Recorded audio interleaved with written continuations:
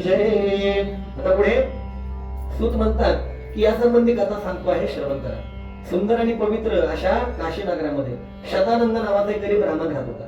विद्वान असलेला ब्राह्मण भिक्षा मागून आपलं पोट भरायचा आणि त्या ब्राह्मणाचं दुःख पाहून भगवान विष्णूंना त्या ब्राह्मणाची दया आली. देवाने काय केलं, एका म्हाताऱ्या ब्राह्मणातून घेतलं, त्याच्या समोर गेले आणि त्याला म्हटले, ब्राह्मणा तुझं दुःख पाहून मला तुझी दया येते, तुझ्या दुःखाचा नाश व्हावा म्हणून तू सत्यनारायणाची पूजा कर. असे म्हणून स्वतः भगवान विष्णूने काय केलं, त्या ठिकाणी सत्यनारायण व्रताची संपूर्ण माहिती त्या गरीब ब्राह्मणाला दिली आणि त्या ठिकाणाहून ते निघून गेले. आता शतानंद ब्राह्मण आपल्या घरी गेला, पण तो गरीब होता. विचारा, मनामध्ये विचार करत असला पूजेसाठी लागणारं साहित्य येणार कुठून, रात्रभर त्याला झोपायला लागत नाही. सकाळी लवकर उठतो, मनामध्ये सत्यनारायण देवांचं ध्यान करतो आणि नेहमीप्रमाणे तो भिक्षा मागण्यासाठी नगरात जातो. तर त्या दिवशी देवाच्या कृपेने भरपूर धनद्रव्य भिक्षेमुळे त्याला प्राप्त होतं. त्याला खूप आनंद होतो. पूजेचं सर्व साहित्य आपल्या घरी जमवतो, आपल्या सगळ्या भावंडांना बोलून घेतो आणि मनोभावे आपल्या घरी सत्यनारायण देवांची पूजा करतो. आणि अशा प्रकारे सर्वात पहिली सत्यनारायण पूजा करण्याचा मान देखील शतानंद ब्राह्मणाला प्राप्त होतो.